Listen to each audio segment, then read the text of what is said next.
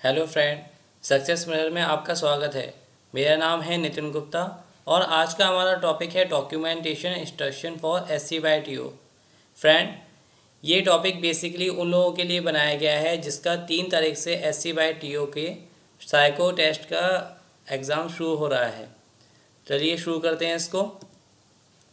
देखिए, इसमें कुछ इंस्ट्रक्शंस दिए गए हैं साइको टेस्ट के लिए। ठीक है, वो क्या क्या है मैं आपको बता देता हूँ, जिससे आपको हेल्प होगी, वहाँ पे कोई प्रॉब्लम नहीं आएगी। आपको वहाँ पर 2 HP पेंसिल्स, ठीक है, 1 eraser, 1 sharpener and 1 black blue ball pen. ठीक है, ये क्योंकि आपको वहाँ पे जो OMR शीट दी जाएगी उसके लिए आपको ज़रूरत पड़ सकती है। ठीक है, नेक्स्ट देखते हैं। The candidate must bring all the certificate in original with one set of attested copies। ठीक है, तो यहाँ पे आपको अपने ओरिजिनल्स तो लेके जाने हैं। ठीक है, साथ के साथ अटेस्टेड कॉपीज़। अटेस्टेड कॉपीज़ का मतलब होता है, ठीक है, आप चाहे गजेस्टेड के लेके जाइए चाहे सेल्फ के लेके जाइए, कोई इशू नहीं है। ठीक है, मेरे पास क्वेरी आई थी इसीलिए मैंने इस वीडियो को बेसिकली बनाया। नेक्स्ट देखते हैं। इन केस अगर आप किसी सेंट्रल गवर्नमेंट, ठीक है, स्टेट गवर्नमेंट या पब्लिक सेक्टर में जॉब कर रहे हैं, ठीक है, या फिर ऑटोनोमस बॉडी, ठीक है, PSU में जैसे बैंक है, ठीक है, या फिर आप LIC है, इंश्योरेंस कंपनी है जो गवर्नमेंट के स्टेक्स 50% से एबव हैं, ठीक है, ऐसी किसी कंपनीज में वर्क कर रहे हैं, तो वहाँ पर आपको नो ऑब्जेक्शन सर्टिफिकेट लेके जाना ही होगा। अगर आप नो ऑब्जेक्शन सर्टिफिकेट लेके नहीं गए तो वो आपको आपका डॉक्यूमेंटेशंस वेरिफिकेशंस का काम करने ही नहीं देंगे और साइको टेस्ट नहीं देने दिया जाएगा। ठीक है, तो इस पर फोकस कीजिएगा कि आपको नो ऑब्जेक्शन सर्टिफिकेट लेके जाना है जो लोग इन इंडस्ट्रीज़ में वर्क कर रहे हैं।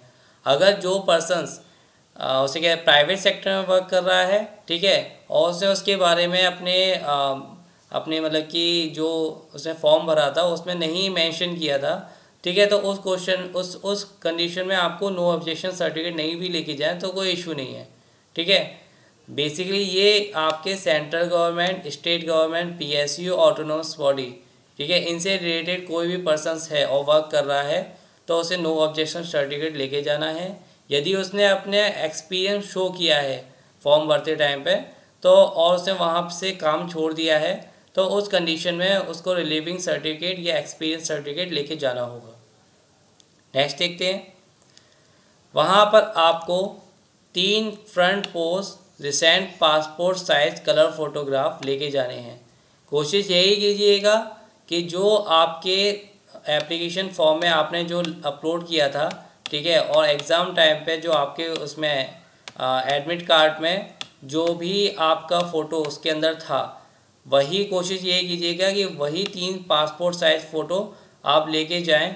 क्योंकि बेसिकली क्या होता है, आप दूसरा मान लीजिए रिसेंट में अभी कभी लेके गए, इट मे बी पॉसिबल कि आपका फेस का थोड़ा सा चेंज हो गया, ठीक है, वहाँ पे जब मैच कराया गया, ठीक है, तो वहाँ पे आपको प्रॉब्लम ना हो। बेसिकली प्रॉब्लम नहीं होती है, लेकिन आप कोशिश यही कीजिएगा जो वहाँ पे आपने लगाया है must resemble the photograph that they had uploaded on their application form. ठीक है, जो आपने अपलोड किया था वही पासपोर्ट साइज फ़ोटो ले जाने की पूरी कोशिश कीजिएगा। नेक्स्ट देखते हैं। जो लोग जनरल्स के अलावा SC ST OBC इन 3 कैटेगरीज के अंदर आते हैं, ठीक है, तो वो अपना कास्ट क्लास सर्टिफिकेट वहाँ पे उन्हें देना होगा। ठीक है, जो जानकारी में मेरे आया है कि इसमें जो कास्ट सर्टिफिकेट की जो वैलिडिटी होती है वो ऑलमोस्ट 6 मंथ होती है। आप जो नया आपका जो बना हुआ है उसी को लेके जाइएगा। ठीक है, क्योंकि वहाँ पे आपको इससे रिलेटेड कोई प्रॉब्लम नहीं आनी चाहिए आपको, क्योंकि अगर वहाँ पे आप कास्ट सर्टिफिकेट अगर प्रोड्यूस नहीं कर पाए तो आपको 101% आपको वहाँ प्रॉब्लम आएगी। ठीक है, नेक्स्ट देख लेते हैं। जो अब आपको मिलेगा क्या, साइको टेस्ट में आप देने जा रहे हैं, ठीक है, तो आपको ऐसा तो है नहीं है कि कुछ ना दिया जाए। ठीक है, पहले तो क्या होता था कि SC ST OBC को दिया जाता था, अब तो जनरल कैंडिडेट्स को भी दिया जाता है। ठीक है, अगर जो आउट स्टेशन पर्सन है जो 50 किलोमीटर से ज़्यादा की डिस्टेंस पे रहते हैं और उन्होंने वही एड्रेस शो किया है अपने उसे कहते हैं अपने जो DMRC का एप्लीकेशन फॉर्म है तो वहाँ से लेकर दिल्ली तक और डीएमआरसी के सेंटर तक पहुँचने तक जितना भी उनका कोई भी टीए खर्च होगा, ट्रैवलिंग अलाउंस जो भी जाएगा, ठीक है, डीएमआरसी उसको पे करेगी। ठीक है, आपके आने का फेयर और आपके जाने का फेयर दोनों को आपको पे करेगी। लेकिन कंडीशन यही है कि वो आपके रेल बस फेयर्स में स्लीपर क्लास तक के जो भी अमाउंट होगा उसको, और वंस बाय शॉर्टेस्ट रूट। ऐसा नहीं है कि आप मान लीजिए आप 200 किलोमीटर की रेंज में हैं, ठीक है, तो आप मेडिकल के लिए आए, ठीक है, और आपका जल्दी फ्री हो गए तो आप अपने घर लौट गए 200 किलोमीटर के अंदर, ठीक है, या 100 किलोमीटर के अंदर। फिर उसके बाद नेक्स्ट डे भी आए, ठीक है, और साइको टेस्ट देने के लिए, तो उसे कहते वहाँ भी आपने इसके लिए टीए के लिए अप्लाई कर दिया, तो आपको केवल एक ही बार का टीए दिया जाएगा। आप चाहे मेडिकल के टाइम का टीए ले लीजिए या साइको के लिए, ठीक है, आपको एक ही टाइम का टीए दे दिया जाएगा। ठीक है, ये कहाँ पे आपको जब सबमिशन करेंगे आप अपनी रेल और बस की टिकट की, ठीक है, आपको संभाल के रखनी है रेल और बस की टिकट, तभी आपको कंपनसेशन दिया जाएगा। ये बहुत बेनिफिशियल है उन कैंडिडेट्स के लिए जो सोचते हैं यार 2-2 3-3 एग्ज़ाम कराते हैं लेकिन कुछ देते नहीं, तो उस कंडीशन के लिए। नेक्स्ट देखते हैं वो सर्टिफिकेट कौन कौन से जो आपको वहाँ पे प्रोड्यूस करने होंगे। देखिए, आपको proof of date of birth, ठीक है, वहाँ दिखाना है। आपके हाई स्कूल की मार्कशीट में जो दिया होता है वो आपको शो करेगा। ठीक है, नेक्स्ट देख लेते हैं proof of having pass security qualification. ठीक है, मतलब कि जो भी आपका प्रोविजनल है या फाइनल डिप्लोमा डिग्री सर्टिफिकेट है। जैसा कि आप जानते हैं कि इस SCYTO में जो मांगा गया था वो इलेक्ट्रिकल इलेक्ट्रॉनिक्स और उसके इक्विवेलेंट माना गया था 3 इयर्स इंजीनियरिंग डिप्लोमा। जो लोग बीटेक किए हुए हैं वो अपनी बीटेक की मार्कशीट को लेके वहाँ जा सकते हैं, ठीक है, और वहाँ पे अपना साइको टेस्ट दे सकते हैं। नेक्स्ट देखते हैं आपका कास्ट सर्टिफिकेट। ठीक है, उसके बाद आता है आप जो OBC कैंडिडेट जो हैं, ठीक है, अगर वो सेंट्रल लिस्ट की उसमें आते हैं, ठीक है, और उनका जो करेंट सर्टिफिकेट है वो सब कास्ट और नॉन क्रीमी लेयर के अंदर क्लॉज के अंदर है, ठीक है, और तो वो वहाँ पे अपना प्रोड्यूस करके अपना OBC सर्टिफिकेट शो कर सकते हैं। ठीक है, उसकी जो वैलिडिटी है 1 ईयर से पुराना नहीं होना चाहिए। नेक्स्ट देख लेते हैं। नेक्स्ट आपको 3 पासपोर्ट साइज फ़ोटोग्राफ लेके जाने हैं। ये आपके मेन डॉक्यूमेंट है जो आपको वहाँ पर लेके जाने हैं।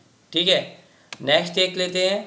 देखिए फ्रेंड, मैंने कुछ क्वेरी का सेशंस जो पर्सन्स रिपीटेड वही क्वेश्चंस पूछते हैं मैं आपको बता दूं बुक से रिलेटेड।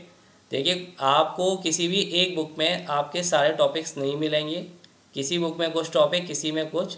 ठीक है, तो जैसे कि किरण की बुक में आपको 2-3 टॉपिक्स मिल जाएंगे, विद्या की बुक में 1-2 टॉपिक्स मिल जाएंगे। तो आपको सारी की सारी बुक्स में आपको खुद को मैनेज करना पड़ेगा, तभी आप इसकी प्रैक्टिस कर पाएंगे। ठीक है, दूसरा क्वेश्चन आता है कि मेडिकल जिसके 6/6 विदाउट ग्लासेस नहीं है, ठीक है, उसे 101% मेडिकल में प्रॉब्लम आनी है। ठीक है, वो साइको के टाइम पे वो देख सकता है कि साइको अगर देना चाहे तो दे सकता है, नहीं देना चाहे तो उसकी एज यूजुअल। ठीक है, नेक्स्ट बात करते हैं कि मैंने एक्सपेक्टेड CRA की कट ऑफ डाली थी, ठीक है, लेकिन पर्सन उसके बाद भी ये पूछते हैं कि सर मेरे मार्क्स इतने हैं, मेरा क्या हो पाएगा।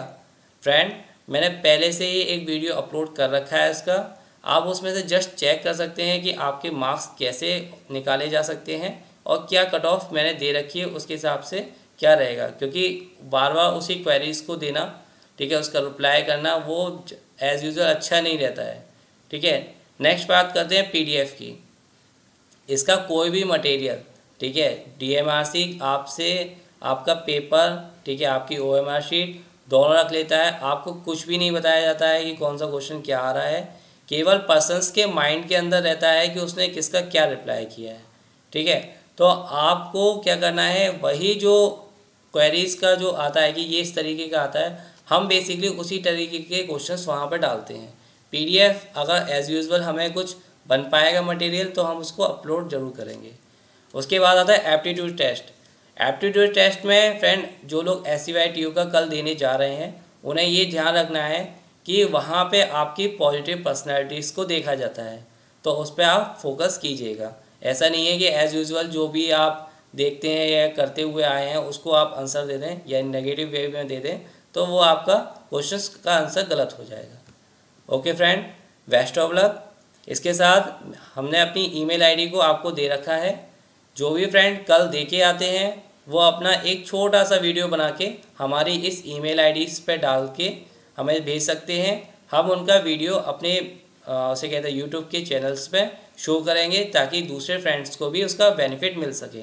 आप चाहें तो कमेंट बॉक्स में अपनी जो भी आपकी जो भी डिटेल है आप उसको भेज सकते हैं कि कल के एग्ज़ाम में क्या क्या आया।